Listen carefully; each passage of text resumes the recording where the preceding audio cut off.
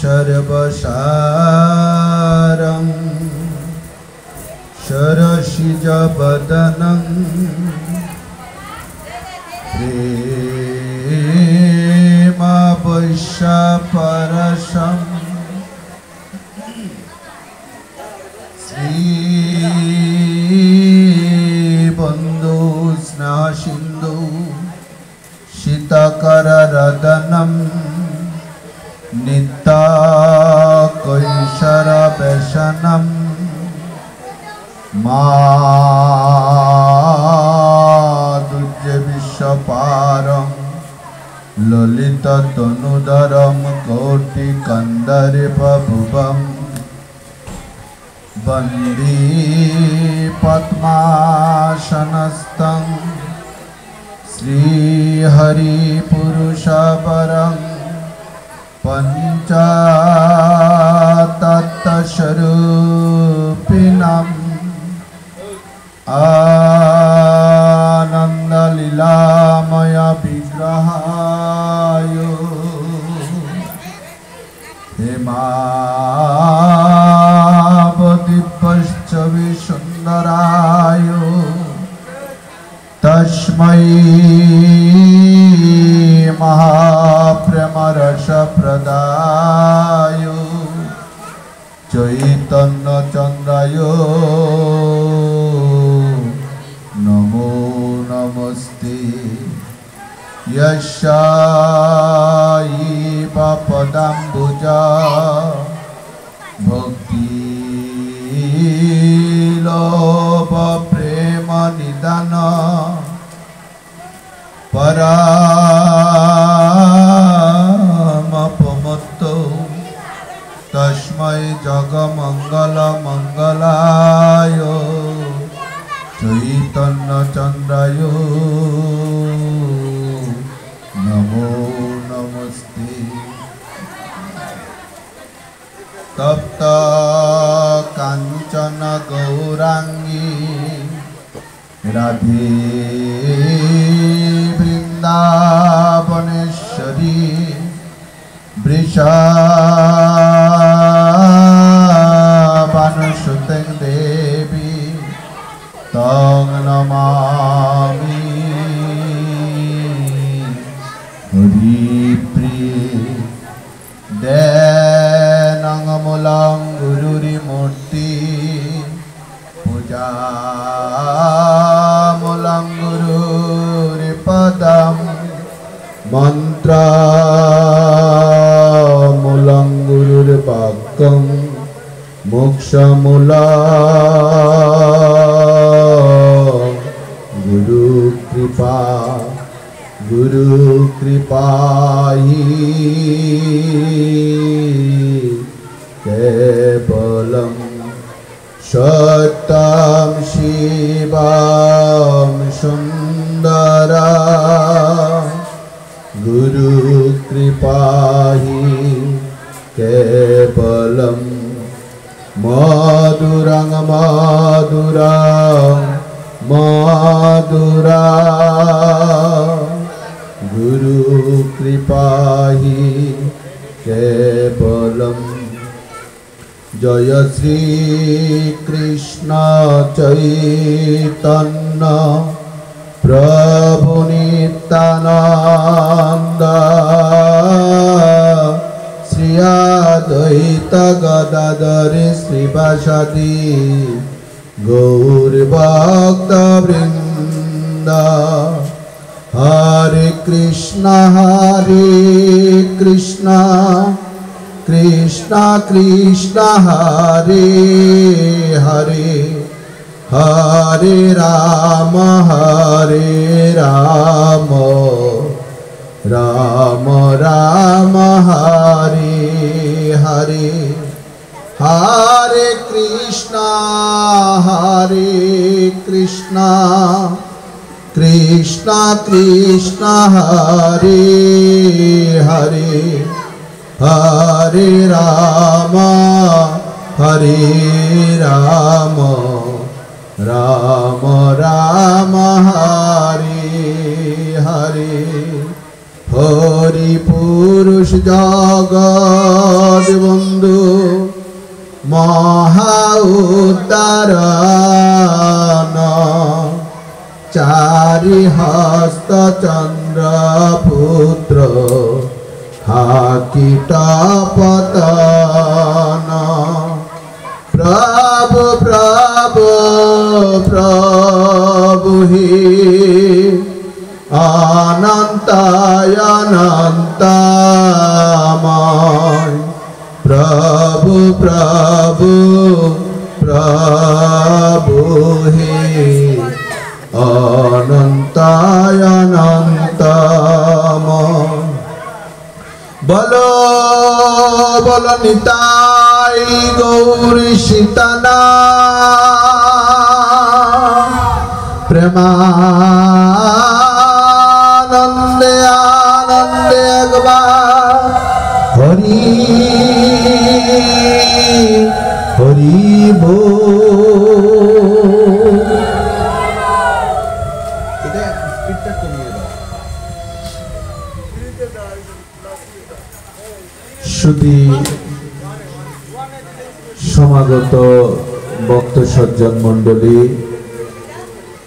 আজকের এই শুভ সন্ধ্যার শুভ লগ্নে আমরা উপস্থিত হয়েছি বান্দবপল্লী শ্রী শ্রী প্রভু জগৎবন্ধু সুন্দরের শ্রী অঙ্গন প্রাঙ্গণে। তাই সর্বপ্রথমে সমগ্র জগতের যিনি অন্ধকার দূরকারী, সমস্ত সৌন্দর্য মাধুর্যের যিনি পরিপূর্ণ মূর্তি, সমগ্র জগজীবন যাহা হতে সৃষ্টি, সমস্ত জগতের যিনি প্রাণের স্পন্দন, সেই প্রেমময় ভগবান করুণালয় অনাদির আদি গোবিন্দ, সর্বকারণের যিনি কারণ, সেই প্রেমময় ভগবানের চরণ কমলে অনন্ত কোটি প্রণতি নিবেদন করছি। আমি অত্যন্ত কৃতজ্ঞতা চিত্তে স্মরণ করছি আজকের এই অনুষ্ঠানের যারা আয়োজন করেছেন সম্মানিত আয়োজক বৃন্দ। আরো স্মরণ করছি বিভিন্ন প্রান্ত থেকে ছুটে আসা কৃষ্ণ অনুরাগী, গৌর অনুরাগী, বন্ধু অনুরাগী ভক্ত সজ্জন মণ্ডলী সকলের চরণ কমলে এই অবাজনের ভক্তি বিনম্র প্রণাম নিবেদন করছি।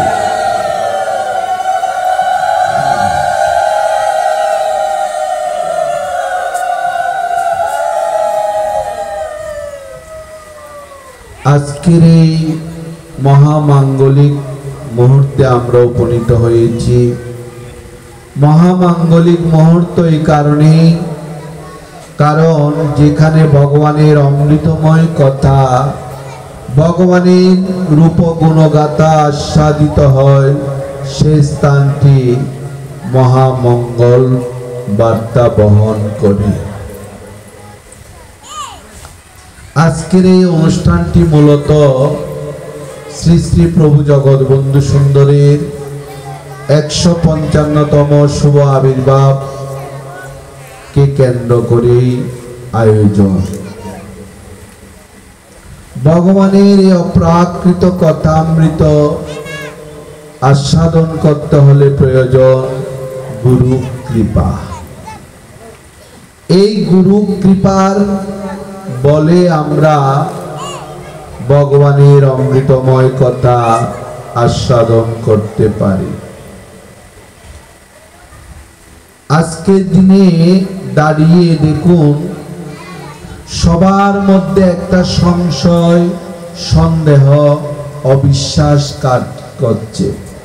দেখবেন পারিবারিক জীবন, সমাজ জীবন, রাষ্ট্রীয় জীবন, কেউ কাউকে বিশ্বাস করতে পারছে না।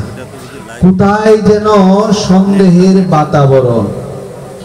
সে কারণে দেখবেন শাশুড়ি মা মনে করেন বৌমা বদলা, বৌমা মনে করেন শাশুড়ি বদলাক, স্বামী মনে করেন তার স্ত্রী বদলাক, স্ত্রী মনে করেন তার স্বামী বদলাক, সন্তানরা মনে করেন তার পিতামাতা বদলাক, পিতামাতা মনে করেন সন্তানরা বদলাক। আমরা সকলেই বদল চাই, কিন্তু দুর্ভাগ্যজনক হলেও সত্য, আমরা কি বদল চাই তা আমরা অনেকেই জানি না। প্রত্যেকে চায় আমরা বদল। বদলটি কিরকম দেখবেন, আজ থেকে 200-500 বছর পূর্বেও আমরা চেয়েছি এ বদলাক ও বদলাক, যখন গুহায় বসবাস করেছিল মানুষ আদিম যুগে। কিন্তু সেই যুগের সাথে এই যুগের পার্থক্যটা কোথায়? বড় ধরনের পার্থক্য আছে। কারণ আগে যেখানে মানুষ যেতে সময় লাগতো 3 মাস, এখন মানুষ সেখানে 3 ঘন্টায় চলে যাচ্ছে। যেখানে প্রিয়জনকে পত্র প্রেরণ করতে 7 দিন সময় লাগতো, সেখানে এখন 7 দিন না, 7 সেকেন্ড না, 1 সেকেন্ডে আমরা সংবাদ প্রেরণ করতে পারি। বিজ্ঞানের এই হেন আশীর্বাদে তাহলে আদিম যুগে যে চাওয়া আমাদের বর্তমান যুগের চাওয়া কি এক? কখনো না। এই বর্তমান যুগ অনেক আধুনিক, ভাবনার মধ্যেও পার্থক্য আছে। দেখবেন আগেও মানুষকে হিংসা করত। হিংসার বাহন ছিল কি? হয় তলোয়ার দিয়ে, কিরিচ দিয়ে, বর্ষা দিয়ে, বল্লম দিয়ে মানুষকে হত্যা করত। এতে হয়তো 10 জন, 20 জন, 500, হয়তো 1000 জন মানুষ মারা যেত। কিন্তু সে আদিম কালের হিংসাকে যদি আধুনিক যুগে এসে যদি আমরা অন্তরে লালন করি, এই হিংসা যদি আমরা দেখাই, তাহলে এই পৃথিবীর বড় সর্বনাশ হয়ে যাবে। যদি বলেন কেন? কারণ আদিম যুগে তলোয়ার দিয়ে মারতো, বল্লম দিয়ে মারতো, বর্ষা দিয়ে মারতো। এখন আধুনিক যুগে মানুষের হাতে আছে হাইড্রোজেন বোমা, মানুষের হাতে আছে অ্যাটম বোমা। এই হাইড্রোজেন বোমা নিক্ষেপ করলে অনলি 10 মিনিটস, 10 মিনিটের মধ্যে এই সমস্ত পৃথিবী ধ্বংস হয়ে যাবে। তাহলে আমাদের হিংসা করতে হবে বুঝে শুনে। আগেকার যুগের মতো যদি আমরা হিংসা করি, তাহলে এই যুগে এসে তা একেবারে ধ্বংসের দ্বার প্রান্তে পৌঁছে যাব। এই জন্য স্বামী বিবেকানন্দ বলেছেন কালচারাল রিভলিউশন। কালচারাল রিভলিউশনটা কি জানেন? শুধু নাচ গান তা নয়। কালচারাল রিভলিউশনটা হচ্ছে, আমরা তো দুষে গুণে মানুষ, তাই আজকে খানিকটা পরিবর্তন হব, আগামীকাল আরো খানিকটা পরিবর্তন হব, ভালো হব, এবং পরশু একেবারেই ভালো হয়ে যাব। যদি আমরা ভালো না হই, মানুষ না হই, তাহলে আপনি যতই ধর্মীয় আচরণ করুন না কেন, কোনোটাই কোনো কাজে দিবে না। এই জন্য বিশ্ববরেণ্য দার্শনিক মহানামরত ব্রহ্মচারী বলেছেন, আমার ধর্মের নাম হলো রিলিজিয়ন অফ জেন্টলম্যান, ভদ্রলোকের ধর্ম। ভদ্রলোক হতে হলে পাঁচটা গুণ থাকতে হবে। ফার্স্ট ওয়ান, নন ভায়োলেন্স, হিংসা করা যাবে না। সেকেন্ড ওয়ান, নন স্টিলিং, চুরি করা যাবে না। থার্ড ওয়ান, ট্রুথফুলনেস, সত্য বলতে হবে। ফোর্থ ওয়ান, সেন্স কন্ট্রোল, সংযম, আহারের সংযম, বিহারের সংযম, চলার সংযম, বলার সংযম। দেখবেন আমাদের এই মুখের কারণে শত্রুতা বাড়ে, আবার এই মুখের কারণে মিত্রতা গড়ে, বন্ধুত্ব হয়। ফিফথ ওয়ান হলো পিউরিটি বডি এন্ড সোল, সুচিতা। সুচিতাটা কিরকম জানেন? যেমন ধরুন আমাদের শরীরে যদি ধুলিবালি পড়ে, আমরা সাবান বা শ্যাম্পু দিয়ে পরিষ্কার হই। শাস্ত্র বলেছেন আমাদের অন্তর অশুচি হয়ে যায়। কেন জানেন? যখন আমি আপনার অমঙ্গল চিন্তা করব, আমি যখন আপনার অকল্যাণ চিন্তা করব, তখন আমার অন্তরও অশুচি হয়ে যাবে।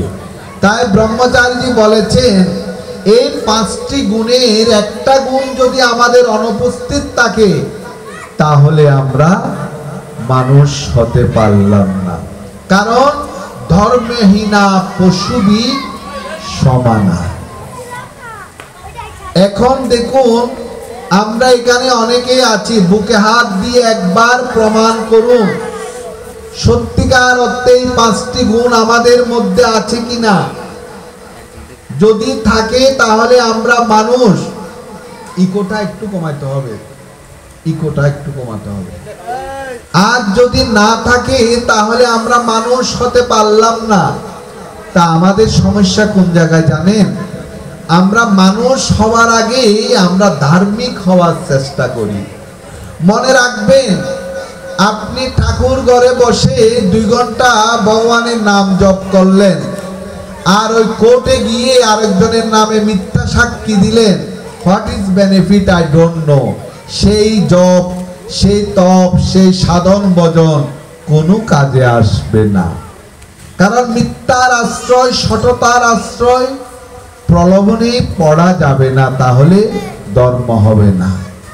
এই জন্য মহানামব্রত ব্রহ্মচারীজি বলছেন, ইকোনমিক্যালি এবং পলিটিক্যালি মানুষ মানুষের কাছে গিয়েছে, কিন্তু মানবিক দৃষ্টিকোণ থেকে আমরা একজন আরেকজনের কাছে যেতে পারিনি। এই যে শূন্যস্থানটা পূরণ করার একমাত্র উপায়, আমি আপনার কাছে যাব, জিজ্ঞেস করব না আপনার গুরুকে, জিজ্ঞেস করব না আপনার বর্ণ কি, জিজ্ঞেস করব না আপনার গোত্র কি, জিজ্ঞেস করব না আপনি কি হিন্দু, মুসলমান, বৌদ্ধ, খ্রিস্টান, এই কথাটি আমি জিজ্ঞেস করব না। আপনি মানুষ, আমি মানুষ, সেই সম্বন্ধ বোধে যদি আমরা এক জায়গায় দাঁড়াতে পারি, তাহলেই পৃথিবী সুখী হবে। আদারওয়াইজ পৃথিবী সুখী হবার কোনো সুযোগ নেই। তাই মহানামব্রত ব্রহ্মচারী বলছেন, there is hardly any difference to be found between a good Hindu, a good Muslim, a good Jew. The reason is that what constitutes a goodness and a greatness of human being is one identical all over the world. We must embrace each other. বলছেন, একজন উত্তম হিন্দু উত্তম হতে হবে, যার মধ্যে হীনতা নেই, হিংসা নেই। একজন উত্তম ইসলাম মুসলমান, ইসলাম I shall love all mankind, অর্থাৎ যে সমগ্র মানব জাতিকে ভালোবাসে। যদি আপনি মানব জাতিকে ভালোবাসতে না পারেন, তাহলে আপনি ইসলাম হতে পারলেন না। একজন বৌদ্ধ, যার মধ্যে হিংসা থাকবে না, সেই মানুষ। আর না হলে আমরা মানুষ হতে পারলাম না। এই জিনিসগুলি আমাদের বুঝতে হবে প্রথমে। তারপর হলো আমরা কোন ভগবানকে ডাকবো, কোন গুরুদেবের চরণে আশ্রয় গ্রহণ করব, এগুলি হলো সেকেন্ডারি। প্রথমে আপনাকে আমাকে মানুষ হতে হবে, মানব ধর্মের দীক্ষায় দীক্ষিত হতে হবে। দেখবেন আপনার সপিচে আলমিরাতে 20টা শাড়ি আছে, ন্যাপথলিন দিয়ে শুধু জমাচ্ছেন। পাশের বাড়ির এক বৃদ্ধ মা, তার শাড়ি নেই, যাও আছে ছিঁড়ে গিয়েছে। আপনার 20টা আছে, আপনি একটাও দিচ্ছেন না, আপনি কিন্তু ধার্মিক হতে পারলেন না। আপনি যদি ওখান থেকে একজনকে দিয়ে দেন একটা, তাহলেই মনে করব আপনি ধার্মিক হলেন। সেই কথাটি ভগবান শ্রীকৃষ্ণ বলেছেন, সর্বভূতস্তু আত্মানাং সর্বভূতানি চ আত্মানি ঈক্ষতে যোগ আত্ম সর্বত্র সমদর্শন। হে অর্জুন, তুমি সমগ্র বিশ্ববাসীকে বলে দাও, সমগ্র জগৎ জীবের মধ্যে আমি আত্মা রূপে বিরাজ করছি। আমার ছেলে গোল্ডেন এ প্লাস পায়নি, আপনার ছেলে গোল্ডেন এ প্লাস পেয়েছে, আমি কিন্তু হিংসা করা শুরু করে দিয়েছি। আমি ভুলে গিয়েছি আপনার ছেলের মধ্যে যে ভগবান আছে, আমার সন্তানের মধ্যে ভগবান আছে। তাহলে তাকে হিংসা করা মানে পরিহিংসা, ভগবানকে হিংসা করা, এই সম্বন্ধ বোধ যদি আমাদের না জাগে, আমরা মানুষ হতে পারলাম না। মনে রাখবেন একটা কথা, আপনি আমি মানুষ হয়েছে কিনা তার জন্য বড় বড় গ্রন্থ পড়ার দরকার নেই। একটা কথা মনে রাখবেন, যখন অন্যের দুঃখ দেখে, অন্যের যন্ত্রণা দেখে, কষ্ট দেখে যদি আপনার চোখে জল না আসে, অন্যের আনন্দ দেখে যদি আপনার ঠোঁটে হাসি না ফুটে, তাহলে মনে রাখবেন আপনি মানুষ হতে পারলেন না। আর ধার্মিক তো অনেক দূরের কথা। এই জায়গায় দাঁড়াতে হবে। স্বামী বিবেকানন্দ বলেছেন, একদিনের জন্য একজনের মনে যদি শান্তি এনে দিতে পারিস, এটি সব, বাকি সব ঘোড়ার ডিম। তাই প্রভু জগৎবন্ধু সুন্দর বলেছেন, মন প্রাণে জীবে কর কারুণ্য কল্যাণ, ক্ষমা দয়া ধর্মদান, উদ্ধারণের সবে হরিনাম দান, এই কল্যাণ অভিধান। বলছেন মন প্রাণ উজাড় করে জগতের কল্যাণ সাধন করতে হবে। সেটি কিরকম জানেন? রামকৃষ্ণ মঠ মিশনের অধ্যক্ষ ছিলেন রঙ্গনাথানন্দজি। তিনি বেলুর মঠ থেকে বক্তৃতা করতে আসবেন গোলপার্কে। গোলপার্কের ওই ইনস্টিটিউশনের নাম হলো the Ramakrishna mission institute of culture. এটি সমস্ত এশিয়ার মধ্যে অনেক বড় একটা প্রতিষ্ঠান। রামকৃষ্ণ মিশনের অবস্থা কিন্তু তৎকালীন সময়ে ভালো ছিল না, ততটা সলভেন্সি ছিল না। তাই একজন মারোয়ারি ভদ্রলোক মহারাজকে বলছেন, মহারাজ আপনার তো নিজস্ব গাড়ি নেই, ডিস্টেন্স অনেক, আমার এসি গাড়ি আছে, আমি গাড়ি করে আপনাকে ওই গোলপার্কে পৌঁছে দিব। মহারাজ বলছেন ভালো কথা। তাই গাড়িতে করে মহারাজ সহ তিনি গোলপার্কে আসলেন। ঠিক গোলপার্কে চৌরঙ্গিতে যখন আসলেন, কথাগুলো একটু লক্ষ্য করুন, তাহলে বুঝবেন আমরা কতটুকু ধার্মিক হয়েছি। ধর্মের স্বরূপটা হওয়া কি এটা বুঝতে পারবেন। কলকাতা ট্রাফিক রুলস খুব সুন্দর। দেখবেন আপনি প্রধানমন্ত্রী হন না কেন, যদি লাল বাতি জ্বলে ওঠে তাহলে দাঁড়াতে হবে, আর সবুজ বাতি জ্বললে আবার ছেড়ে দিবে। ঠিক গাড়িটা যখন চৌরঙ্গিতে আসলো, ওই রেড সিগন্যাল পড়লো, গাড়ি দাঁড়ালো। ঠিক সেই মুহূর্তে ছোট্ট একটি ৬-৭ বছরের শিশু কাঁদতে কাঁদতে এসে বলছেন, মহারাজ আমি সারাদিন খেতে পাইনি, আমাকে কেউ খেতে দেয়নি, আমি অনেকের কাছে গিয়েছি, কেউ আমাকে খেতে দেয়নি, সবাই শুধু আমাকে তাড়িয়ে দিয়েছে, আমাকে কি 10টা টাকা দিবেন? আমি ক্ষুধার্ত। তখন ওই মারোয়ারি ভদ্রলোকটি 10টা টাকা, 1000 টাকার একটা নোট দিয়ে ওই শিশুটিকে বললেন, ভিখারি, বড় লোকের গাড়ি দেখলে আর ঠিক থাকতে পারিস না, লজ্জা করে না? কাজ করে খেতে পারিস না, গাড়ি দেখলে এসে ভিক্ষা করতে ইচ্ছা করে? এই নে, আর কোনোদিন যেন তোকে না দেখি। তাই ওই ছেলেটির তো পেটে ক্ষুধা। তখন ওই ছেলেটি 1000 টাকার নোট নিয়ে চলে গেল। গ্রিন সিগন্যাল যখন পড়লো, গাড়িটি আবার চলতে লাগলো। তা আমাদের একটা স্বভাব আছে কি জানেন? কাউকে কিছু দিলে আমরা প্রশংসা পেতে চাই। তাই ওই ভদ্রলোক মহারাজের দিকে বারবার তাকাচ্ছেন, কখন প্রশংসা করবেন, কিন্তু মহারাজ তো প্রশংসা করেন না। কিছুক্ষণ পর ওই ভদ্রলোক বলতেন, মহারাজ 10 টাকা চেয়েছি, আমি 1000 টাকার নোট দিয়েছি, ভালো করেছি না? কই কিছুই তো বলছেন না আপনি। তখন মহারাজ গদগদ কণ্ঠে বলতে লাগলেন, না তুমি কাজটা ভালো করনি। কেন? কারণ সে 10 টাকা চেয়েছে, তুমি 1000 টাকার নোট দিয়েছ, সে এতে এই টাকা দিয়ে অনেক দিন খেতে পারবে, ছোট্ট শিশু। কিন্তু তোমার দেওয়াটা শুদ্ধ হয়নি। দেওয়ার সময় তুমি তাকে যেভাবে অপমান করেছ, অপদস্থ করেছ, তুমি তাকে করনি। তার মধ্যে যে আমার ভগবান আছে, আমার প্রেমের ঠাকুর, the holy soul is the representative of God. আত্মা আছে, ভগবান আছে, সেই ভগবানকে তুমি অপমান করেছো, তাই তোমার দেওয়াটি শুদ্ধ হয়নি।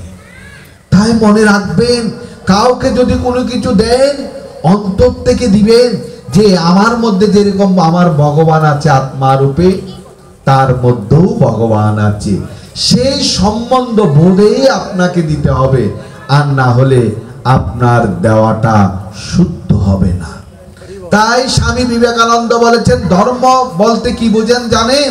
তিনি বলেছেন, রিলিজিয়ান ইজ এ রিয়ালাইজেশন, উপলব্ধি করা, ধর্ম অন্য কিছু না। বলছেন humanity is the biggest religion, মানুষকে ভালোবাসা। মানুষকে যদি অবজ্ঞা শ্রদ্ধা করি তাহলে ভগবানকে পাওয়া যাবে না। এই জিনিসগুলি আমাদের মনে রাখা দরকার। এই যে মানুষকে অবজ্ঞা না করা, তার একটা দৃষ্টান্ত দিই। তৎকালীন বেলুর মঠে ওই দুতলা মন্দিরে যাওয়ার জন্য দুটা সিঁড়ি ছিল। একটা সিঁড়ি দিয়ে সমস্ত ভক্তরা যায়, আর একটা শুরু সিঁড়ি রেস্ট্রিক্টেড, একেবারে শুধু সাধু মহাত্মারাই যাবেন, আর কেউ যেতে পারবেন না।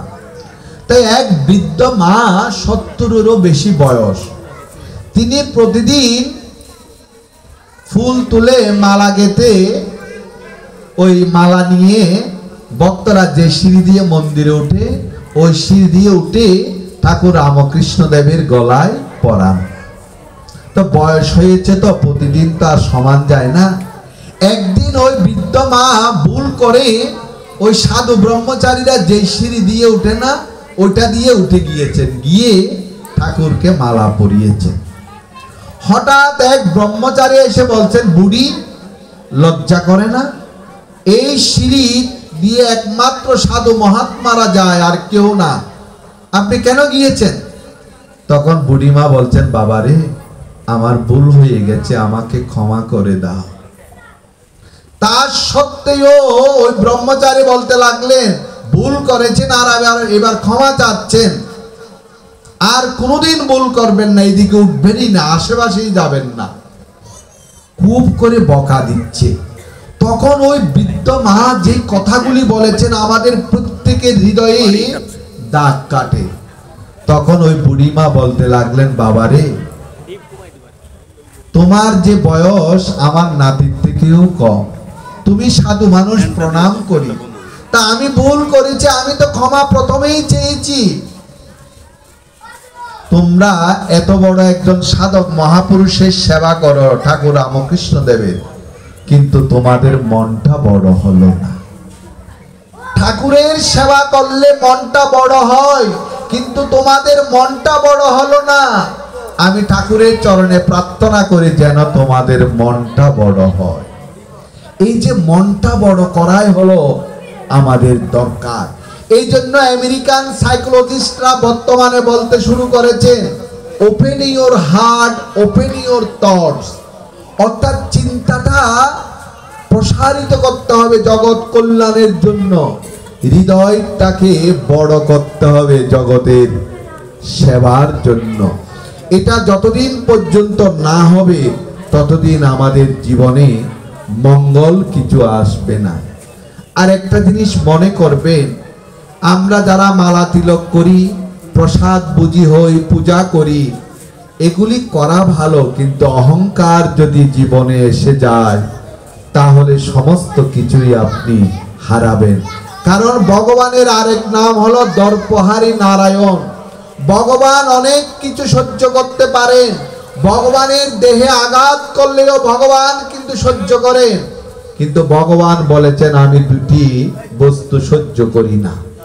এক হলো আমার ভক্তকে যারা আঘাত করে ভক্তের নয়নের জল আমি সহ্য করতে পারি না, আরেক হলো অহংকার আমি সহ্য করতে পারি না। এই অহংকার আসলে আমাদের জীবনের পতন অনিবার্য। তাই গুরুদেবের কাজ কি জানেন? গুরুদেবের কাজ হলো শিষ্যকে অহংকার থেকে মুক্ত রাখা।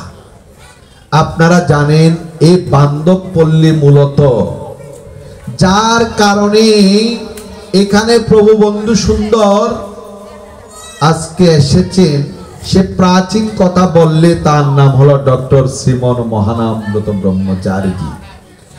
এই মহানামব্রত ব্রহ্মচারীজি মূলত এদেরকে বান্ধব। ভগবান শ্রীকৃষ্ণ গীতায় বলেছেন, গতির ভত্তা প্রভু সাক্ষী নিবাসং শরণং সুরিত। সুরিত বলতে বন্ধু। এই সমাজে কে উঁচু কে নিচু এটি বড় পরিচয় না। বড় পরিচয় হলো জীব নিত্য কৃষ্ণ দাস, জীব নিত্য বন্ধু দাস। আমি আপনি সকলেই ভগবানের দাস, এটি হলো আমাদের প্রথম পরিচয়।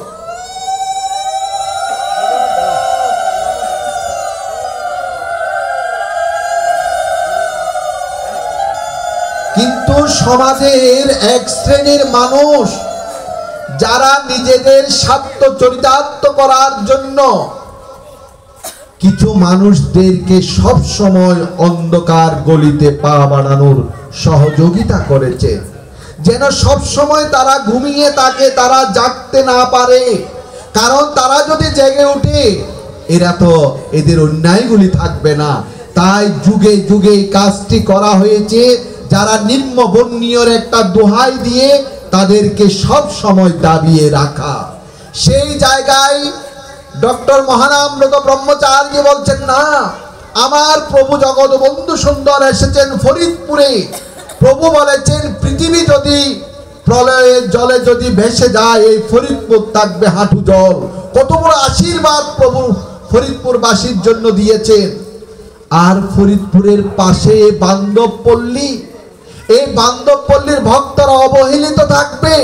সমাজের উচ্চ বর্ণীয়রা এদেরকে শুধু ব্যবহারই করবে, এরা মানুষের মতো দাঁড়াতে পারবে না। তা হবে না, তা হবে না। তাই মহানামব্রত ব্রহ্মচারী নিজে এইখানে এসে এই ভক্তদের সাথে আনন্দ করে ভক্তদের নাম দিয়েছে, তোমরা বন্ধু দাস, তোমরা হলো যে ভগবানের দাস। এই জন্য আমরা সকলেই ভগবানের দাস। সে কারণে এখানে নাম হলো বান্ধবপল্লী।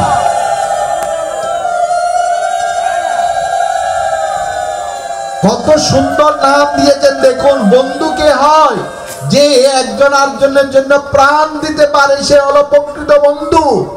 আর মহানামব্রত ব্রহ্মচারী ভাবছেন, এরাই তো আমার প্রভু জগৎ বন্ধু সুন্দরের ভক্ত, তাই এরাই হলো আমার পরম বন্ধু, পরম বান্ধব। তাই মহানামব্রত ব্রহ্মচারী দেখুন কিরকম শিক্ষা পেয়েছেন। 1933 খ্রিস্টাব্দে যখন বিশ্ব জয় করে এখানে আসলেন, 5 বছর 8 মাস থাকার পর প্রথম অম্বিকাপুর রেল স্টেশনে নামলেন। বিশ্ব জয় করে আসলেন। দেখুন অহংকার কিভাবে পতন করতে হয়, গুরুর কাজ কি এবং শিষ্যের কর্তব্য কি।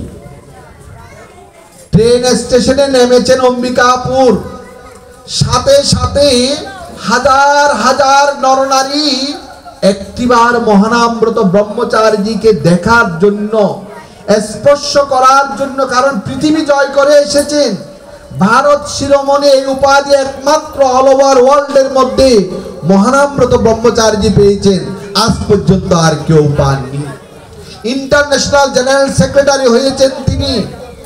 তা মহানামব্রত ব্রহ্মচারী যখন অম্বিকাপুর রেল স্টেশনে নামলেন, হাজার হাজার নরনারী তাকে মালা চন্দন দিয়ে আরতি করে বরণ করবেন। ঠিক সেই মুহূর্তে তার গুরু শ্রীপাদ মহেন্দ্রজি তিনি শ্রীঅঙ্গন থেকে সংবাদ দিলেন, যাও মহানামকে গিয়ে বলো ওই অম্বিকাপুর ট্রেন স্টেশন থেকে দণ্ডি কেটে, দণ্ডি কাটা বুঝেন, অর্থাৎ গড়াগড়ি দিয়ে শ্রীঅঙ্গনে আসতে হবে। এই অম্বিকাপুর ট্রেন স্টেশন থেকে গড়াগড়ি দিয়ে শ্রীঅঙ্গন যেতে হবে। এখনকার দিনের মতো তো ভালো রাস্তা ছিল না, কাকর বালি পাথর নুড়ি। গুরুর আদেশ, মহানামব্রত ব্রহ্মচারী জয় জগৎ বন্ধু বলে দোলায় গড়াতে লাগলেন। সমস্ত শরীর ক্ষত বিক্ষত হয়ে গেল, রক্ত ঝরছে। যারা সমাজের সুধী সমাজ ছিল তারা বলছেন, মহানামদা আপনার আপনার আর দণ্ডি কাটার দরকার নেই, এত কঠোর শাস্তি হতে পারে না। আপনি উঠে দাঁড়ান, শ্রীপাদ মহেন্দ্রজিকে যদি কিছু বলতে হয় আমরা ফরিদপুরবাসী সবাই গিয়ে বলবো। কিন্তু মহানামব্রত ব্রহ্মচারী অশ্রু সজল নয়নে কাঁদতে কাঁদতে বলতে লাগলেন, আমার গুরুদেব আমাকে নির্দেশ দিয়েছেন, গুরুর নির্দেশ আমি অমান্য করতে পারবো না। শ্রীঅঙ্গনে গিয়ে যখন উপস্থিত হলেন, সমস্ত শরীর ধুলায় আবৃত, শরীরের বিভিন্ন জায়গা থেকে রক্ত ঝরছে। শ্রীপাদ মহেন্দ্রজি আঙ্গিনায় দাঁড়িয়ে আছেন। মহানামব্রত ব্রহ্মচারী যখন ধুলায় দূষরিত হয়ে শরীর থেকে রক্ত ঝরছে, গিয়ে যখন গুরুদেবের চরণে প্রণাম করলেন, গুরু মহানামব্রত ব্রহ্মচারী মহানামকে বুকে জড়িয়ে ধরে বলছেন, মহানাম অনেক কষ্ট হয়েছে না? আমি ইচ্ছা করে তোকে পরীক্ষা করতে চেয়েছি, কারণ তুই এখান থেকে গিয়েছিস হলো ভোগময় জগতে, আমেরিকায়, ওখানে মানুষ ভোগী। তাই যে মহানামটাকে আমি পাঠিয়েছিলাম, যেই পবিত্র একটি কুসুম রূপ মহানামকে আমি শ্রীঅঙ্গন থেকে আমেরিকায় পাঠিয়েছিলাম, আমার সেই মহানামের ভক্তি ঠিক আছে কিনা আমি পরীক্ষা করতে চেয়েছি। সত্যি আমার মহানামেই আছে। দেখুন, অহংকার আসলে মহানামব্রত ব্রহ্মচারী তো বলতে পারতেন, আমি ভারত শিরোমণি, আমি ইন্টারন্যাশনাল জেনারেল সেক্রেটারি, আমি কেন ধুলায় গড়াগড়ি দিব? তা করেননি তিনি, তা করেননি। তিনি কি করেছেন? ঠিক গুরুর আদেশ পালন করে গড়াগড়ি দিয়ে শ্রীঅঙ্গনে উপস্থিত হয়েছে। এই না হলে গুরু। তাই আপনারা ধন্যাতি ধন্য, এই পবিত্র ভূমিতে মহানামব্রত ব্রহ্মচারীর মতো এরকম ব্যক্তিত্ব এসেছেন, ভাগবতীয় কথা শ্রবণ করিয়েছেন। এটা থেকে বড় পাওয়া আমার মনে হয় আর হতে পারে না। তাই প্রভু জগৎবন্ধু সুন্দর কেন এসেছেন জানেন? প্রভু জগৎবন্ধু সুন্দর এসেছেন, সমাজে দেখবেন তেলের মাথায় কিন্তু তেল দিতে পারে। বড় লোকের কাছে যাওয়ার অনেক লোক আছে, কিন্তু সমাজে যারা অবহেলিত, লাঞ্ছিত, বঞ্চিত, শঙ্কিত, বঞ্চিত, তাদের কাছে কিন্তু কেউ আসে না। তাদের কাছে এসেছেন একমাত্র প্রভু জগৎবন্ধু সুন্দর।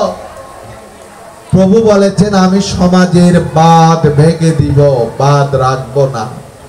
প্রভু বলেছেন, এই জগতে দুটি জাতি, একটা হলো উঁচু জাতি, কারা?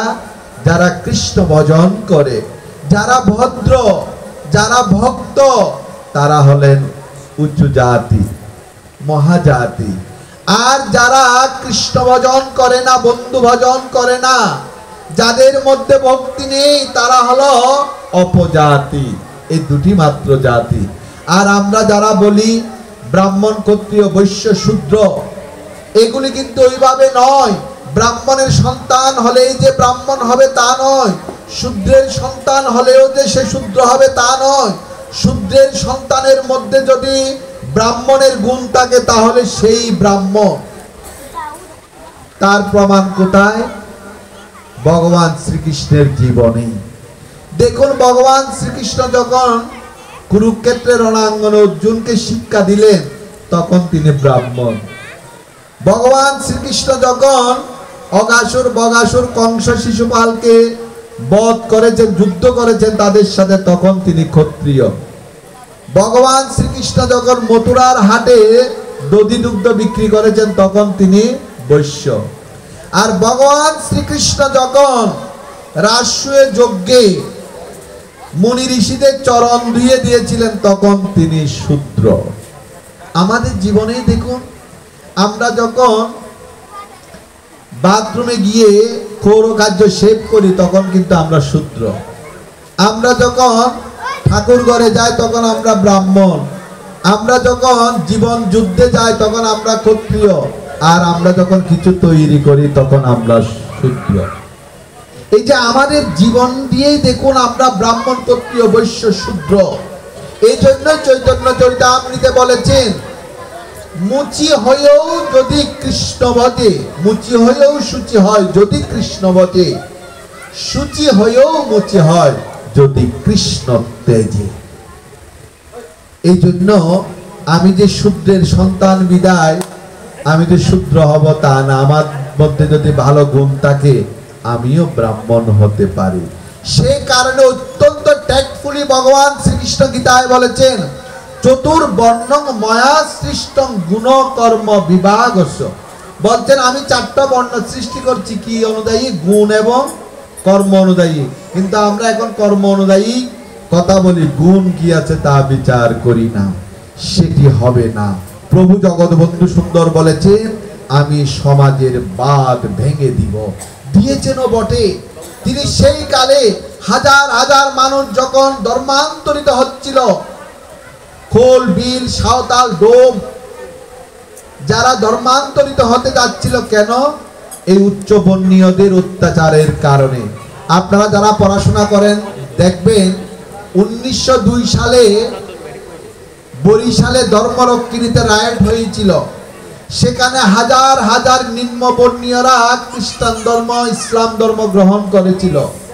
সেদিন দুঃখ করে স্বামী বিবেকানন্দ একটি প্রবন্ধ লিখেছিল, কি জানেন?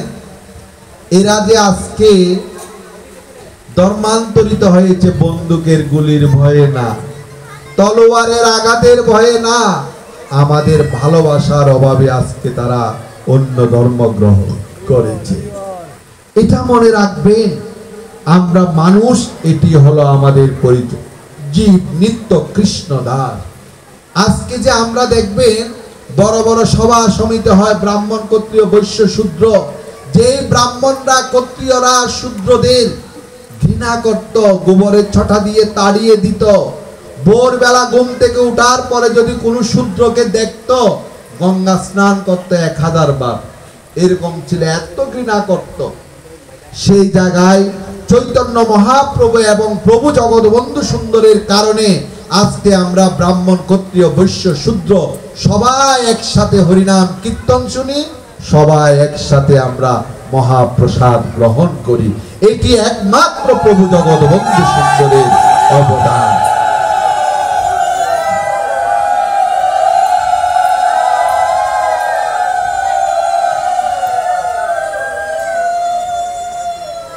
তাই মনে রাখবেন, প্রভু জগৎবন্ধু সুন্দরের কন্ট্রিবিউশন শুধু যে নিম্নবর্ণীয়দেরকে উঁচু স্থানে তুলেছেন তা নয়।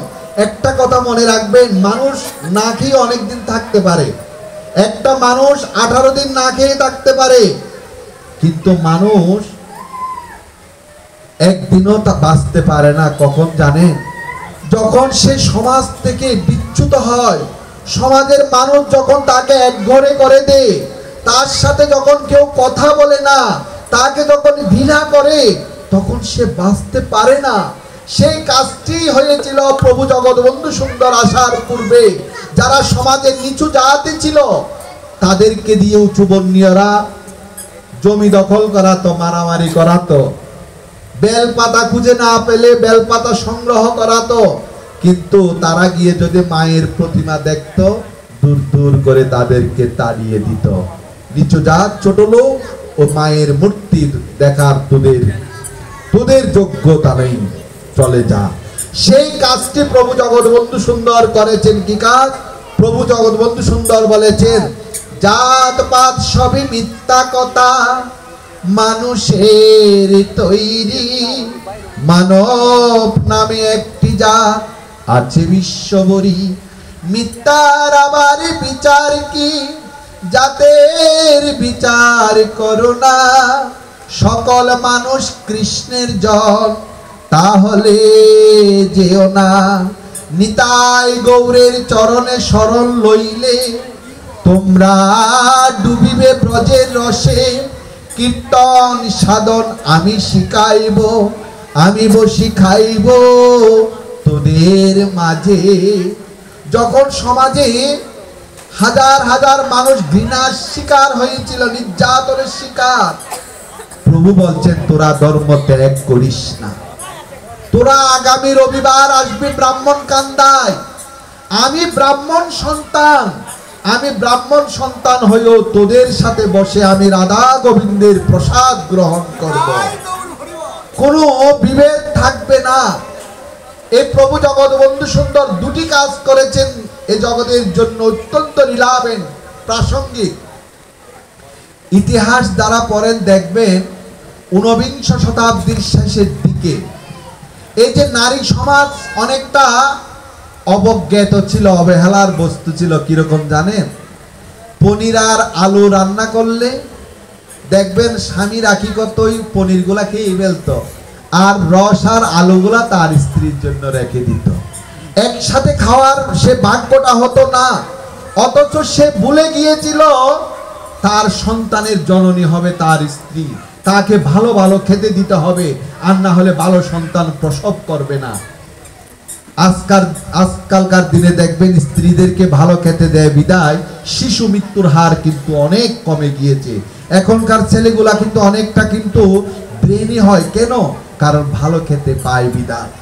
প্রভু জগৎবন্ধু সুন্দর ঊনবিংশ শতাব্দীর শেষের দিকে ব্রাহ্মণ কান্দায় ডেকে নিয়ে এই সংস্কারটুকু করেছেন। কি বলছেন? না, নারীর আগে পুরুষরা খাবে, নারীরা পরে খাবে, তা হবে না, তা হবে না। তিনি কি করলেন? বলছেন নারী পুরুষ সবাই একসাথে বসবে, ভালো খেলে সবাই ভালো খাবো, আর যতটুকু মন্দ হলে সবাই তা ভাগ করে খাবো। এটি প্রভু জগৎবন্ধু সুন্দর করে গিয়েছেন। তাই এই জিনিসগুলো আমাদের বুঝতে হবে। যারা এরোপ্লেনে উঠছেন, প্লেনে হয়তো কেউ উঠেছেন, দেখবেন প্লেন চলে হলো এই মাটি থেকে কমপক্ষে 15,000 কিলোমিটার উপরে। উপরে যখন উঠবেন জানালা দিয়ে দেখবেন কোনটা 10 তলা বাড়ি, কোনটা 100 তলা, কোনটা ডোবা, কোনটা পাহাড়, কোনটা নদী, কোনটা পর্বত, সবগুলাকে ইকুয়াল ফর অল, সমান মনে হবে।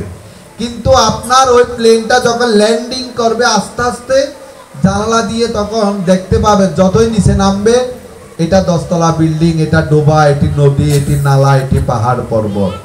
এখান থেকে আমাদের শিক্ষণীয় কি জানেন? যারা সাধন ভজন করতে করতে, যারা মানব ধর্মের দীক্ষা নিয়েছে, মানুষকে ভালোবাসে, মানুষকে আপন মনে করে, তাদের কাছে সবাই সমান। আর যারা ভালোবাসতে পারে না, ঘৃণা করে, যাদের মধ্যে অহংকার আছে, দেখবেন তাদের কাছে তাদের ডিমোশন হয়, তাদের কাছে এ বড়, এ ছোট, এ কালো, এ ফর্সা, এ ধনী, এ দরিদ্র, এই সমস্ত বৈষম্য দেখা দেয়। এই জন্য মনে রাখবেন আমাদের সমস্যাটা কোন জায়গায়? আমরা কিন্তু আগে মানুষ হওয়ার আগে ধার্মিক হয়ে বসি, যার কারণে আমাদের জীবনে কিন্তু কিছুই হয় না। আগে আপনাকে আমাকে মানুষ হতে হবে, তারপর আমরা ধার্মিক হব। এটি হলো জিস। এই কথাটি স্বামী বিবেকানন্দ বলেছেন, religion is a realization, humanity is the biggest religion. তিনি বলেছেন, remember your humanity, forget the rest, if you the lies open to paradise. বলছেন মানবতায় মনে রাখো, যদি মনে রাখতে পারো তাহলে একটি নতুন স্বর্গ সৃষ্টি হবে। সেই জিনিসটি আমাদের জীবনে বড্ড প্রয়োজন। আর এই প্রভু জগৎবন্ধু সুন্দরের আজকে অনুষ্ঠানের বিশেষত্ব কোন জায়গায় জানেন? শরণাগতি। শাস্ত্রে বারবার বলেছেন আপনি শরণাগত হন। ভগবান কৃষ্ণ বলেছেন যে শরণাগতি হওয়ার জন্য শরণাগত ভক্তকে ভগবান রক্ষা করেন। কিভাবে রক্ষা করেন তার দুই একটি দৃষ্টান্ত দেওয়ার চেষ্টা করব। এক দরিদ্র মাঝি কৃষক, তাই দরিদ্র কৃষক কৃষিকাজ করে যা পায় সংসার কোনো ক্রমে চলে।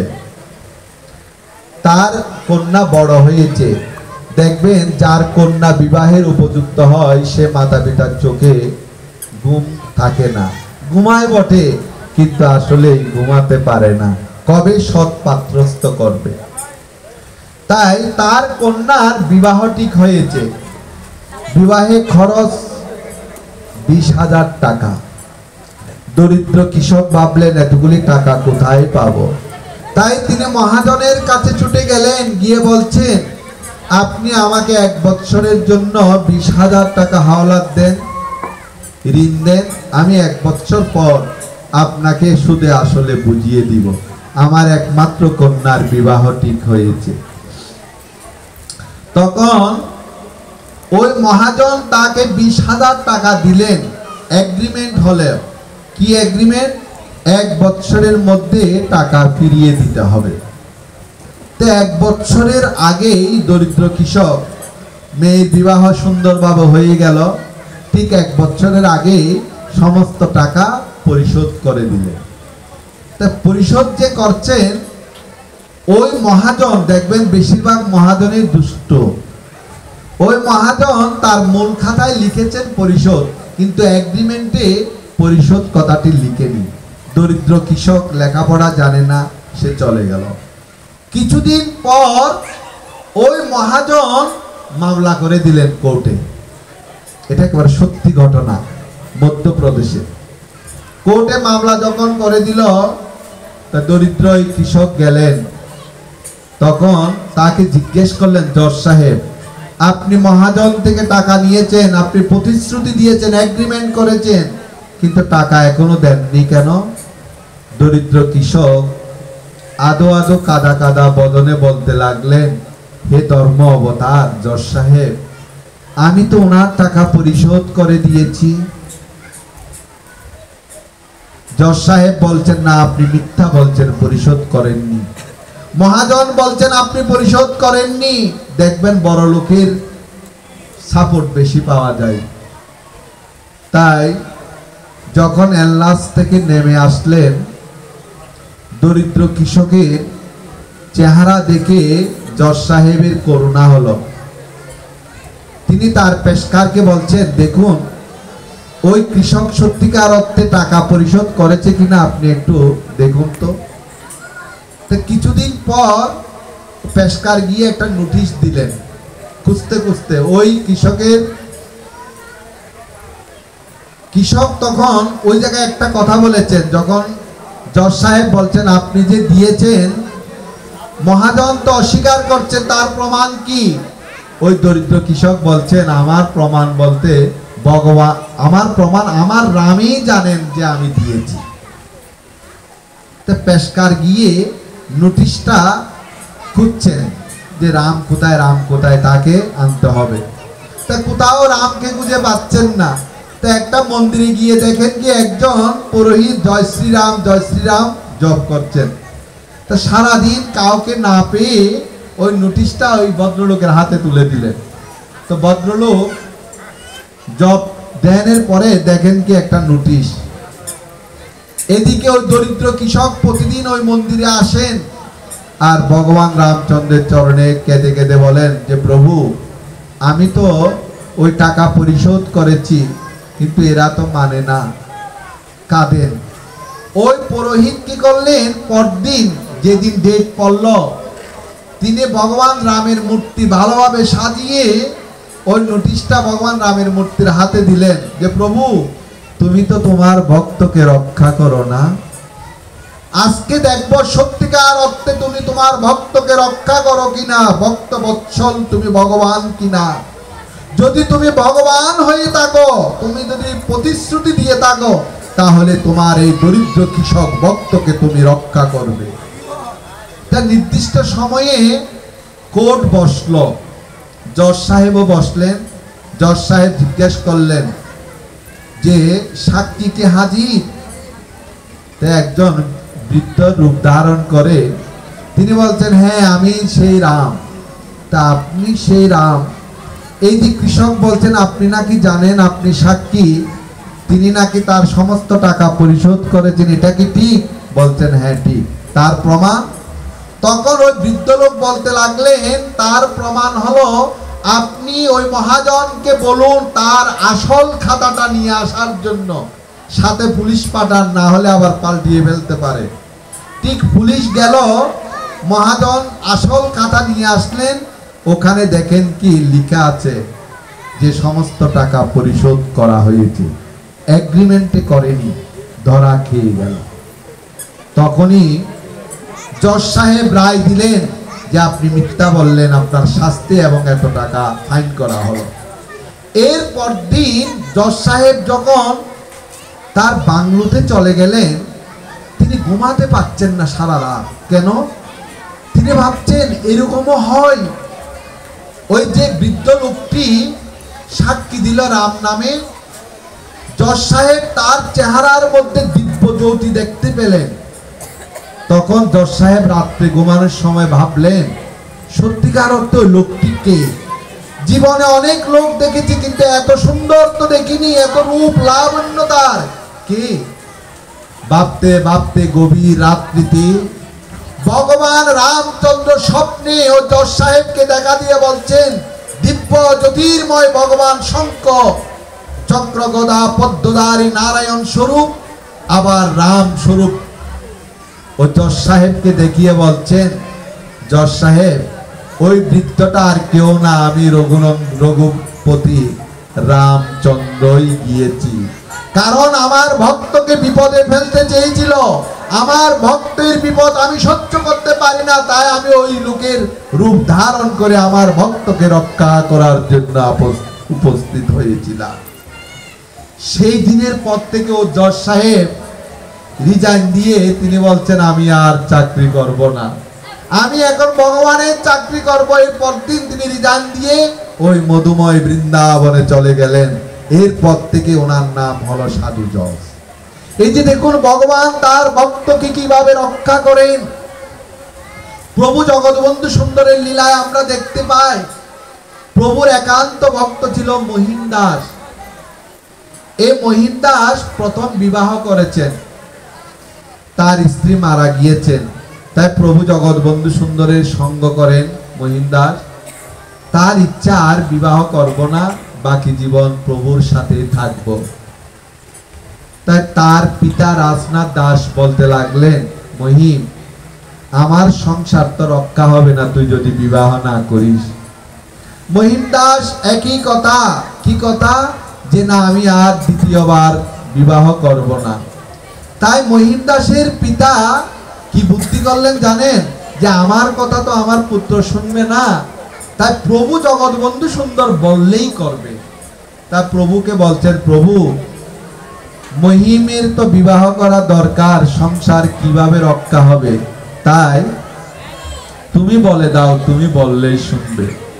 তাই প্রভু জগৎবন্ধু সুন্দর মহিম দাসকে ডেকে নিরালায় নিবৃত্তে বলতে লাগলেন, মহিম তোকে আবার বিবাহ বন্ধনে আবদ্ধ হতে হবে।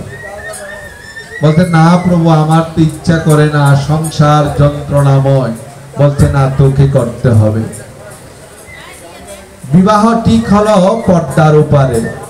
তো বিবাহ করতে যখন মহিম দাস যাবেন বরযাত্রী নিয়ে, তো মহিম দাস প্রভুর চরণে গিয়ে প্রণাম নিবেদন করলেন, প্রভু আমার ইচ্ছা নেই, তোমার ইচ্ছায় আমি যাচ্ছি। প্রভু আমি তোমার ইচ্ছায় যাচ্ছি, তুমি আশীর্বাদ করো। তো প্রভু বলছেন, মহিম স্টিমারে করে যাবি, আবার স্টিমারে করে আসবি। তো মহিম দাস প্রভুর কথায় সমস্ত বরযাত্রী নিয়ে স্টিমারে করে গেলেন। পদ্মা পাড়ি দিয়ে বিবাহ সুন্দরভাবে সুসম্পন্ন হলো। তো সকাল বেলায় তার পিতা রাজনাথ দাস ভাবছেন, আকাশ তো ভালো আছে, ঝলমলে আকাশ, সূর্যদেব উঠেছেন, তাই বিবাহে তো অনেক উপঢৌকনও পেয়েছি, স্টিমারে করে গেলে তো অনেক টাকা লাগবে, খানিকটা উনি আবার কৃপণও ছিল। তা প্রভু বলছেন, হয়তো আকাশের অবস্থা বুঝে এখন তো আকাশ ভালো আছে, একটা নৌকা নিলে টাকা কম লাগবে। তো মহিম দাসকে বলার পর মহিম দাস বলছেন যে না, আমার প্রভু বলছেন স্টিমারে করে যাওয়ার জন্য। তার পিতা পুত্র দুইজনের মধ্যে কথা হচ্ছে। এক পর্যায়ে রাজনাথ দাস বলছেন, না পুত্র নৌকায় যাব, পাঞ্চি নৌকা, বিরাট নৌকা। তা নৌকায় সকলে উঠলো। সূর্যদেব পূর্ব দিগন্তে উদিত হয়েছে, একেবারে ঝলমলে আলো, আকাশ পরিষ্কার। ঠিক যখন পদ্মার মাঝে আসলো, মুহূর্তের মধ্যে চারিদিকে মেঘ করে ঝড় বৃষ্টি শুরু হয়ে গেল। এমন ভাবে ঝড় বৃষ্টি হতে লাগলো, দমকা হাওয়া, ওই নৌকার আশেপাশে ছোট ছোট যে ডিঙ্গি নৌকা ছিল না, দু চারটি ডুবেও গেল।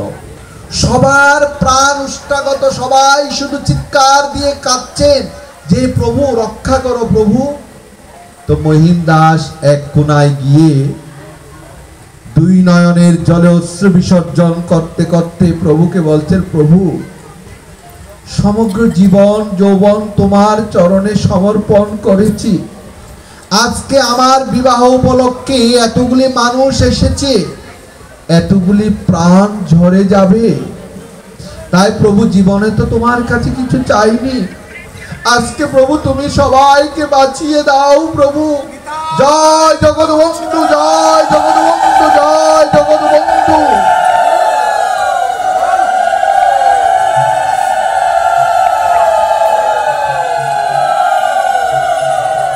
প্রভুর কি কৃপা, যেই নৌকায় জল উঠে গেল, ডুবে যাচ্ছে, ওই মুহূর্তে যখন জয় জগৎবন্ধু বলে ডাকলেন প্রভু রক্ষা করো, মুহূর্তের মধ্যে ওই নৌকাকে কে বা কারা ধাক্কা দিয়ে পদ্মার চড়াই তুলে দিলেন। মহিম দাস কাউকে দেখতে পেলেন না। তখনকার দিনে নিয়ম ছিল নববধূকে নিয়ে আগে গৃহে প্রবেশ করতে হবে, তারপর মন্দিরে যান বা যেখানে যান। তা মহিম দাসকে যখন তার পিতা বলছেন, পুত্র নিয়ম অনুযায়ী আগে গৃহে যেতে হবে, মহিম দাস বলছেন, পিতা আমি আর তোমার কথা শুনবো না, আমি আগে আমার প্রভুর কাছে যাব, প্রভুকে দেখবো, প্রণাম করব। এত বড় বিপদ থেকে রক্ষা পেয়েছে প্রভুর কারণে, এতগুলা লোকের জীবন। প্রভু মন্দিরে হাত উঁচু করে চৌকাঠের সাথে দাঁড়িয়ে আছেন। মহিম দাস গিয়ে যখন প্রভুর চরণে প্রণাম নিবেদন করলেন, বলতে লাগলেন, প্রভু বড় বিপদে পড়েছি প্রভু, রক্ষা পেয়েছি।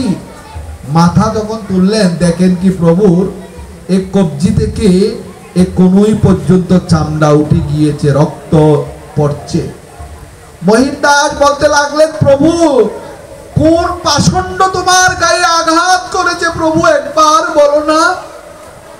তখন প্রভু গদগদ কণ্ঠে বলতে লাগলেন, মহি তোদেরকে আমি বলি একটা, তোদেরকে দক্ষিণে যেতে বললে তোরা উত্তরে যাস, তোকে তো বলেছি স্টিমারে করে যাবি, স্টিমারে করে আসবি, স্টিমারে করে গিয়েছিস, কিন্তু আসার সময় তো আসিসনি।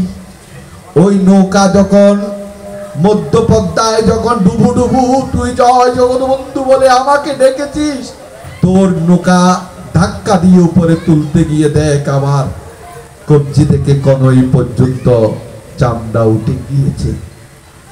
মহিম দাস প্রভুর চরণে পড়ে বলছে, প্রভু ক্ষমা করে দিন, আমাদের কারণে আজকে তোমার এই দশা। ভগবান শ্রীকৃষ্ণ সেই কথাটি বলেছেন, অন্তকালে চ মামৈবং শরণং মুক্তাকলে বরং ইয় প্রয়াতি ইয়াতি নত্র সংশয়। হে অর্জুন, শেষ নিঃশ্বাস ত্যাগ করার পূর্বে আমার ভক্ত যদি আমার শরণ নেয়, আমি তাদেরকে রক্ষা করি। এই যে শরণাগতি আমাদের জীবনে দরকার বড়ই, শরণাগত ভক্তকে ভগবান অবশ্যই রক্ষা করেন। এই জন্য বলি সম্বন্ধ বোধ স্থাপন করুন। সম্বন্ধ বোধটা কিরকম জানেন? ভগবান রামচন্দ্র যখন পিতৃসত্য পালনের জন্য 14 বৎসরের জন্য যখন বনে যাচ্ছেন, সমস্ত প্রজারা রামচন্দ্রকে এত ভালোবাসতেন। বিদায় নিতে নিতে সন্ধ্যা হয়ে গেল। এরপরে যখন রাজ্য ত্যাগ করলেন, গুহক চণ্ডালের রাজ্যে প্রবেশ করলেন। রাত্র হলো, সন্ধ্যা হলো। গুহক চণ্ডাল ভগবানকে ভালোবাসে, তাই জানকী দেবী, সীতা দেবী এবং ভগবান রামচন্দ্রকে কুশের আসন পেতে দিয়েছেন, তারা বিশ্রামে আছেন। আর এদিকে গুহক চণ্ডাল এবং একজন হলো দরিদ্র মাঝি, তারা রাম কথা আলাপনে আছেন, রামচরিত মানস পাঠ করছেন গুহক চণ্ডাল। ঠিক পাঠ করতে করতে এক সময় আসলো কোনটি জানেন? ওই যে গৌতম মুনির স্ত্রী অহল্যা যে পাষাণী হয়েছিল, ওই কথাটি আসার পর ভগবান রামচন্দ্রের চরণে স্পর্শে পাষাণী থেকে মানবী হলেন। প্রার্থনা এমন একটা জিনিস, মনে রাখবেন, সন্তানের আত্মীয় পরিবার পরিজন কারো যদি বিপদ আসে, বিপদ দেখেন, সাথে সাথে কোথা না গিয়ে ভগবানের চরণে গিয়ে দুফোঁটা নয়নের জল ফেলে বলবেন, হে গোবিন্দ, আমার সন্তান বা আত্মীয় পরিবার পরিজন এদের রক্ষা করুন। প্রার্থনায় ভগবানের আরশ পর্যন্ত কেঁপে যায়। সেই সময় গৌতম মুনি বলছেন অহল্যাকে, তুমি এই পাষাণী থেকে মুক্তি হবে কখন জানো? ত্রেতা যুগে ভগবান রামচন্দ্র আসলে। হওয়ার কথা সত্যের পরে দাপর, দাপরের পরে ত্রেতা। সদানন্দ, গৌতম মুনির সন্তান সদানন্দ ভাবছেন আমার মাকে পাষাণ হয়ে থাকতে হবে হাজার হাজার বছর, সত্যের পথে পরে আসবে দাপর, তারপর ত্রেতা, আমি সন্তান হয়ে তো সহ্য করতে পারবো না। ধ্যানে বসলেন, ধ্যান করতে করতে একটা যুগের পরিবর্তন করে দিলেন, সত্যের পরে ত্রেতা নিয়ে আসলেন। এই জন্য বলছি প্রার্থনায় অনেক কিছু হয়। যখন গুহক চণ্ডালের মুখে রামচরিত মানস শুনছেন, ঠিক সেই সময় ওই দরিদ্র মাঝি ভগবানের কথা শ্রবণ করে কাঁদতে কাঁদতে গুহক চণ্ডালকে বলছেন, রাজা, আপনি তো আমাদের রাজা। তাই ভগবান রামচন্দ্র আগামীকাল ভোরবেলায় গঙ্গা নদী পার হবেন। তা আমি তো মাঝি, আমার নৌকাটা অত ভালো না, মোটামুটি অনেক ভালো ভালো নৌকা আছে, ওগুলাতেই তো উঠবে। তা আমার ইচ্ছা ভগবানের চরণ সেবা করা, তাই আপনি চাইলেই এই সেবাটা দিতে পারেন। কিভাবে? আপনি তো এখানে রাজা, আপনি রাতের মধ্যে অন্যান্য মাঝিদের বলে দিন তাদের নৌকা নিয়ে সরে যাওয়ার জন্য, শুধু যেন আমার নৌকাটি থাকে, তাহলে ভগবান আমার নৌকায় উঠবে। ঠিক তাই করলো। করতো না, এতভাবে কাঁদছেন গুহক চণ্ডালের চরণ ধরে। অবশেষে বলছে, ঠিক আছে, একটা দিনেই তো তুমি চাচ্ছ। তাই সকালবেলা ভগবান রামচন্দ্র, সীতা দেবী, লক্ষ্মণজি যখন ঘাটে দাঁড়ালেন, দেখেন কোথাও কোনো নৌকা নেই। ওই মাঝির নৌকাটাও ঘাটে নেই, খানিকটা দূরে আছে।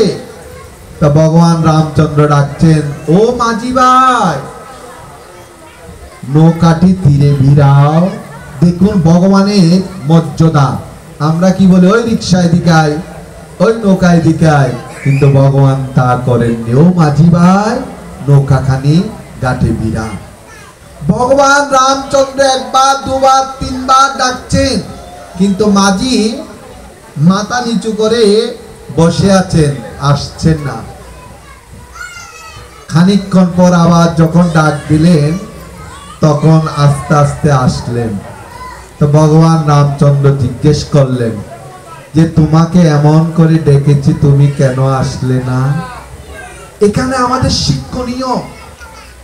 তখন মাঝি মুখ তুলে কাঁদতে কাঁদতে, চোখের কোনায় জল, ভগবানকে বলছে, হে ভগবান, আজকে আমি মাঝি হয়েছি তোমাকে পার করার জন্য, কিন্তু যেদিন আমার কেউ থাকবে না, ভব সমুদ্র আমার পার হতে হবে, আত্মীয় পরিবার পরিজন কেউ আমার সঙ্গ দিবে না, তখন তুমি তো ভব পারের কান্ডারি হয়ে নৌকা নিয়ে পার করানোর জন্য দাঁড়িয়ে থাকবে। তাই আমি তোমার ডাক শুনেছি, তার সত্ত্বেও আসিনি। কেন জানো? তোমাকে আমি শিক্ষা দিতে চেয়েছি প্রভু। কি শিক্ষা? শিক্ষা আমি যখন শেষ সময়ে এ ভব সমুদ্রের তীরে এসে দাঁড়াবো, আর তুমি তো নৌকা নিয়ে ওপারে দাঁড়িয়ে থাকবে, যেন আমি ডাকলে এক ডাকেই তুমি চলে আসো। অপেক্ষা করা যে কত কঠিন, তুমি যে এতক্ষণ অপেক্ষা করেছো আমার জন্য, বুঝেছ নিশ্চয়ই যে অপেক্ষা যে কত কঠিন। তাই আমি যখন ভব সমুদ্রে পার হওয়ার জন্য তোমাকে ডাকবো কান্ডারি বলে, তুমি যেন তাড়াতাড়ি এসে আমাকে পার করাতে পারো। এই জন্য আমি এই শিক্ষাটি দিয়েছি। তাই একটা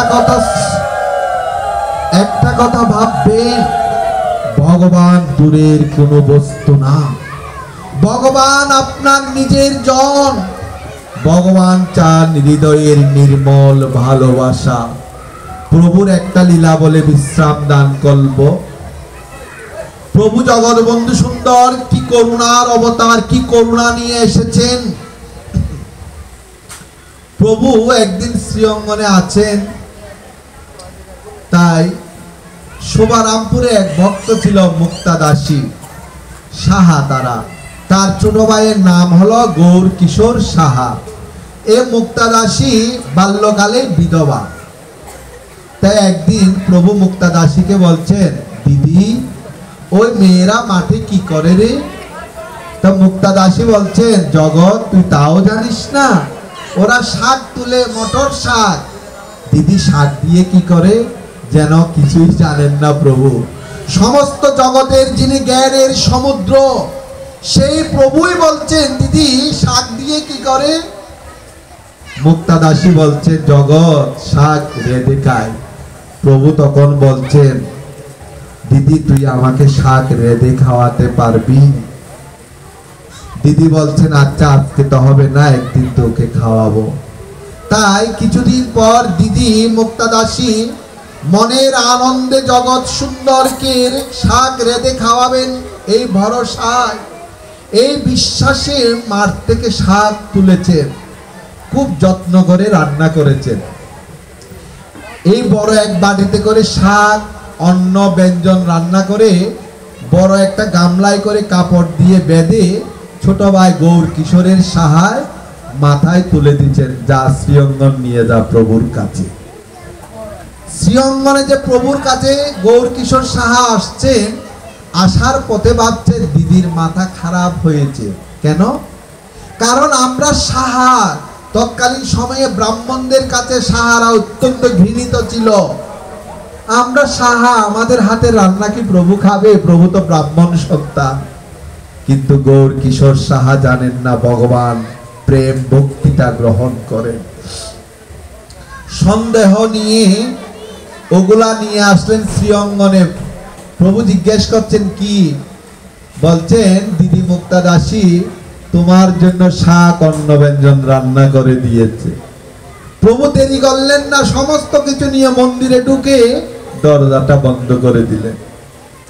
কিছুক্ষণ পর গটি বাটি সমস্ত কিছু বের করে দিলেন। প্রভু খেতেন অত্যন্ত অল্প, 2-3 রঞ্চ, কিন্তু আজকে প্রভু এক বাটি শাক সব খেয়ে ফেললেন, অন্ন খেলেন। গৌর কিশোর সাহা বাটিগুলা বাঁচছেন আর প্রভুকে বলছেন, প্রভু জ্যৈষ্ঠ মাসে প্রচন্ড গরম, গরম গরম শাক অন্ন খেতে তোমার কষ্ট হয়েছে না? তখন প্রভু জগৎবন্ধু সুন্দর বলেছেন, গৌর কিশোর আমার কষ্ট হয়নি জানিস, দিদি মুক্তাদাসী আমাকে মিষ্টি মিষ্টি বাতাস করেছে।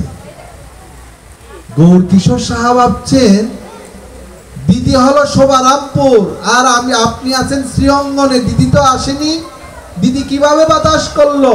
হিসাব মিলাতে পারছেন না। তা গটি বাটিগুলা বেঁধে মাথায় করে আবার গৃহে ফিরে আসলেন শোভারামপুরে। তা মুক্তাদাসী অধীর আগ্রহী আছেন, প্রভু কি গ্রহণ করেছেন মনে মনে ভাবছে। তাই মুক্তা দিদি গৌর কিশোর সাহাকে বলছেন, ভাই প্রভু কি গ্রহণ করেছেন? তা মুক্তাদাসী গটি বাটিগুলি খুলে দিয়ে বলছে, দেখ তোর প্রভু সব খেয়ে নিয়েছে। তা মুক্তাদাসীর নয়নের অশ্রুকোনায় জল চিকচিক করছে। প্রভু পতিত পাবন, প্রভু গ্রহণ করেছেন আমার মতো এই পতিতের সেবা। তখন গৌর কিশোর সাহা বলছেন, দিদি একটা প্রশ্নের উত্তর যে আমি খুঁজে পাচ্ছি না। কি প্রশ্ন? দিদি প্রভু ভোগ গ্রহণের পর আমি প্রভুকে জিজ্ঞেস করছি, প্রভু জ্যৈষ্ঠ মাসের দিন প্রচন্ড গরম, গরম গরম খেতে তোমার কষ্ট হয়েছে না? জানিস দিদি, প্রভু আমাকে বলেছেন দিদি মুক্তা মিষ্টি মিষ্টি বাতাস করেছে। এই কথা শোনা মাত্র দিদি হাও মাও করে কাঁদতে কাঁদতে মাটিতে ধুলায় গড়িয়ে গড়িয়ে লুটিয়ে লুটিয়ে কাঁদছে। কিছুক্ষণ পর গৌরকিশোর সাহা দিদিকে শান্ত করে বলছেন, দিদি তোর স্বামী মারা গিয়েছে বাল্যকালে, তোকে তো কোনোদিন এভাবে কাঁদতে দেখিনি, কোনো দুঃখে তোকে এভাবে কাঁদতে দেখিনি, তুই আজকে এমন ভাবে কাঁদছিস কেন দিদি? মুক্তা দাসী তখন হাও মাও করে চিৎকার দিয়ে গৌরকিশোর সাহাকে বুকে জড়িয়ে ধরে বলছেন, ভাই আমি কাঁদবো না, আজকে আমি সারাদিন কাঁদবো, কারণ তোর মুখে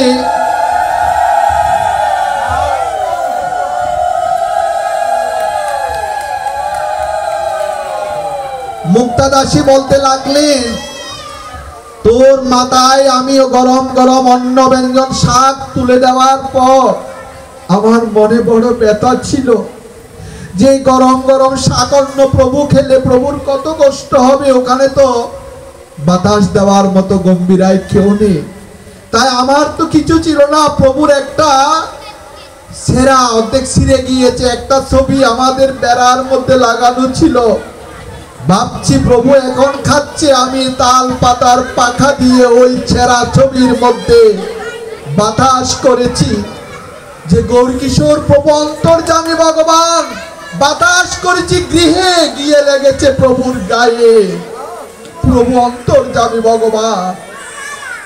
এখান থেকে আমাদের শিক্ষণীয় কি জানেন? ভগবান আপনার কাছে ভালো ভালো খেতে চাননি, ভগবান আপনার কাছে রাজ সিংহাসন চাননি, ভগবান আপনার কাছে চেয়েছে হৃদয়ের নির্মল পবিত্র ভালোবাসা। ভগবান গীতায় বলেছেন, পত্রং পুষ্পং ফলং ত্বং ইয়মাভক্ত প্রযোজ্যতি।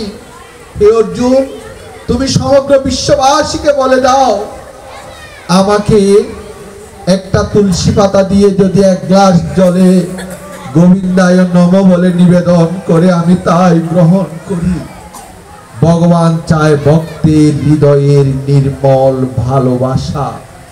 এই ভালোবাসাটি আমাদের জীবনে আজ হারিয়ে যাচ্ছে, তাই পরম করুণাময় ভগবানের চরণে প্রার্থনা নিবেদন করছি।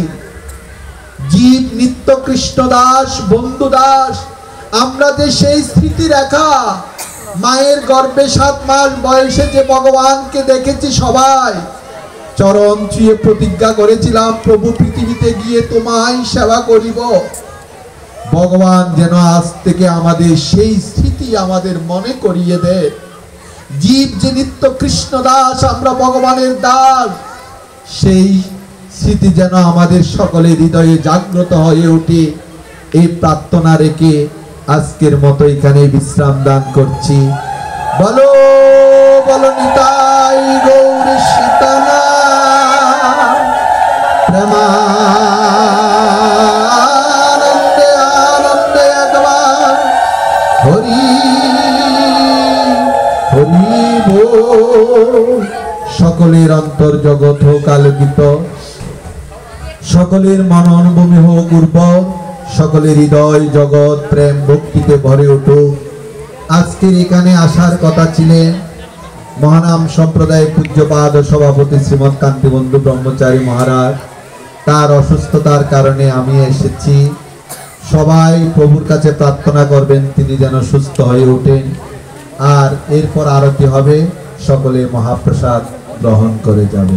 জয় জগৎবন্ধু।